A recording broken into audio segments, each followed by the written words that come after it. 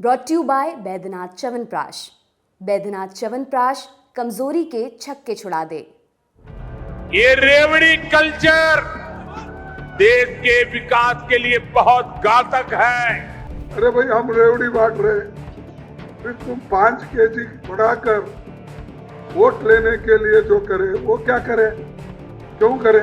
आजकल हमारे देश में मुफ्त की रेवड़ी बांटकर वोट बटोरने का कल्चर लाने की भरसक कोशिश हो रही है। पहला राज्य था यहाँ जहाँ 500 रुपया सिलेंडर गैस मिला, राजस्थान में, और राजस्थान की आलोचना हुई। आज वही प्रधानमंत्री सब जगह भटक रहे हैं, कह रहे हैं कि मैं आपको दूंगा 450। ये क्या ऑक्शन कर रहे हैं क्या, जहाँ सबसे लोएस्ट बिडर आपको देगा? हम कहते हैं 500, वो कहेंगे 450, हम कहेंगे 450, वो कहेंगे 400। इस रेवड़ी कल्चर से देश के लोगों को और खास करके मेरे युवाओं को बहुत सावधान रहने की जरूरत है। खबर शुरू करेंगे, लेकिन उससे पहले एक जरूरी सूचना। स्क्रीन के इधर से हम देखते हैं, उधर से आप देखते हैं, कोई मतलब है भला इसका? इसीलिए हम एक बार फिर से लेकर आ गए हैं लंदन टॉप अड्डा। एक से बढ़कर एक सेलिब्रिटीज के साथ मेजर ध्यानचंद नेशनल स्टेडियम में इस बार अड्डा सजने वाला है। बिजी बहुत होंगे, पर थोड़ा सा समय निकालिए 24, 25 और 26 नवंबर को और पहुंच जाइए। एंट्री एकदम फ्री है, बस ऐप या वेबसाइट पर एक बैनर क्लिक कर रजिस्ट्रेशन की फॉर्मेलिटी पूरी कर लीजिएगा। लिंक डिस्क्रिप्शन बॉक्स में दी गई है। सूचना समाप्त। अब वापस आ जाते हैं खबर पर। रेवड़ी बटेगी तो सरकार बचेगी या बनेगी? लगता है यही फंडा अब हर पार्टी ने अपना लिया है। वाकई जैसे बोली लग रही है। राजस्थान में गहलोत सरकार गैस का सिलेंडर 500 में देने की स्कीम चला ही रही थी कि बीजेपी ने 450 में देने की बात की, और अब कांग्रेस दाम घटाकर इसे 400 करने की बात कर रही है। उसने घोषणा पत्र में ऐलान किया है कि जीते तो नेशनल फूड सिक्योरिटी एक्ट और बीपीएल के तहत आने वालों को गैस सिलेंडर 400 में दिए जाएंगे। महिला वोटरों की अहमियत खास है, इसलिए दोनों पार्टियां एलपीजी सिलेंडर के अलावा महिलाओं से जुड़े मुद्दों पर ध्यान दे रही हैं।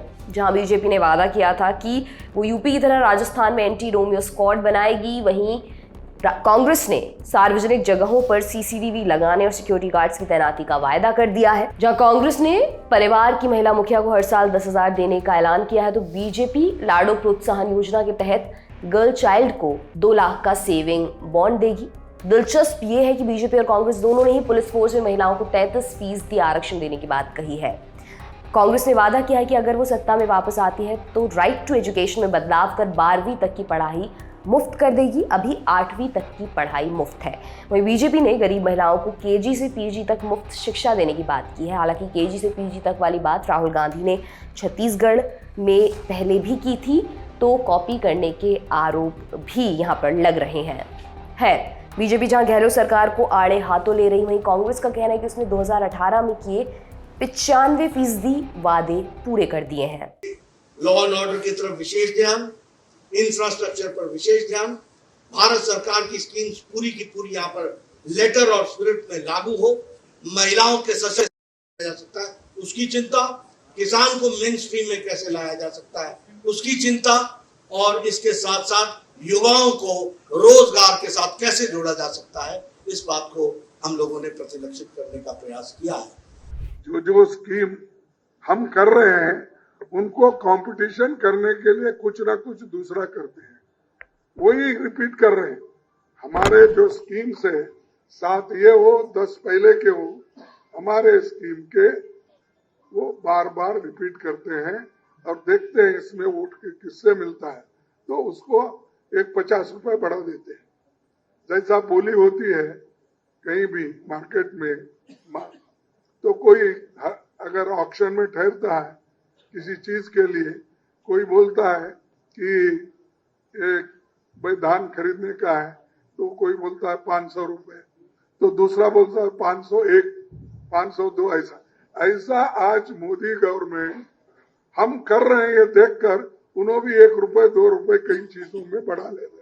युवाओं की अगर बात करें तो बीजेपी जहां 5 साल में 2.5 लाख नौकरियों का वादा कर रही है, वहीं कांग्रेस ने 5 साल में 10 लाख नौकरियां देने का वादा किया है। इनमें से 4 लाख सरकारी नौकरियां होंगी। बीजेपी ने एम्स और आईआईटी की तर्ज पर राजस्थान में संस्थान खोलने की बात भी कही है। स्वास्थ्य को लेकर दोनों तरफ के वादे भी हम आपको बताते हैं। कांग्रेस ने वादा किया कि चिरंजीवी हेल्थ स्कीम के तहत अब बीमा की राशि 25 से 50 लाख कर देगी। इसमें IVF पैकेज भी शामिल होगा। वहीं बीजेपी कह रही थी कि वो हेल्थ इंफ्रास्ट्रक्चर को बढ़ाएगी। भामाशाह हेल्थ मिशन के तहत 40,000 करोड़ खर्च करेगी। हर जिले में मेडिकल कॉलेज खोलेगी। 15,000 डॉक्टर और 20,000 पैरामेडिकल स्टाफ की भर्तियां करेगी। किसानों की अगर बात करें तो कांग्रेस ने न्यूनतम समर्थन मूल्य के लिए कानून लाने की बात कही है। वहीं बीजेपी पहले ही गेहूं के लिए MSP 2700 रुपये करने का वादा कर चुकी है। वैसे तो वादों की लिस्ट बड़ी लंबी है, लेकिन बीजेपी के बाद आए कांग्रेस के घोषणा पत्र में कांग्रेस ने व्यापारी क्रेडिट कार्ड और विधान परिषद वाला सिस्टम लाने का वादा किया है। अभी देश के 6 राज्यों में विधान परिषद है। कांग्रेस जाति जनगणना कराने की बात भी कर रही है। फिर मोदी जी बोलते हैं यस मैं भी बैकवर्ड क्लास का हूं। बोले कई बार, आप सुने नहीं क्या? तो मैं बैकवर्ड का हूं। वो भी घासी अपना तेली है। घासी तेली जो होते हैं वो बैकवर्ड में नहीं थे पहले। वो जब चीफ मिनिस्टर बने आहिस्ता से वो उसमें डाल दिए बैकवर्ड लिस्ट में। अब क्यों डाले वही भी? आप बैकवर्ड के बारे में कुछ नहीं समझते ना। समानता सबको बोलते हैं, तो आप करें क्या? अपने ही कम्युनिटी को गुजरात में काशी तेली बोल के बनाकर उसको बैकवर्ड में गपचुप डाल दिए। ऐसा ही दूसरों का डाले नहीं। ठीक है, आपको भी फायदा मिलेगा जाति जनगणना करने से।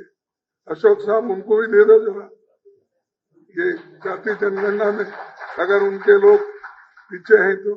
आपको बता दें कि राजस्थान में 25 नवंबर को वोट डाले जाने और 3 दिसंबर को ये पता लग जाएगा कि जनता ने किसके वादे पर एतबार किया है।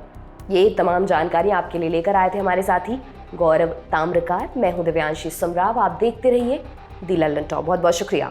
जिंदगी 365 दिन बहुत बिजी रहने वाली है, लेकिन लल्लन टॉप अड्डा सिर्फ 3 दिन रहने वाला है। 24, 25 और 26 नवंबर 2023 पहुंचिए दिल्ली के मेजर ध्यानचंद नेशनल स्टेडियम में। एंट्री फ्री है। सिर्फ आपको लल्लन टॉप की ऐप या वेबसाइट पर एक बैनर पर क्लिक करके रजिस्ट्रेशन कराना होगा।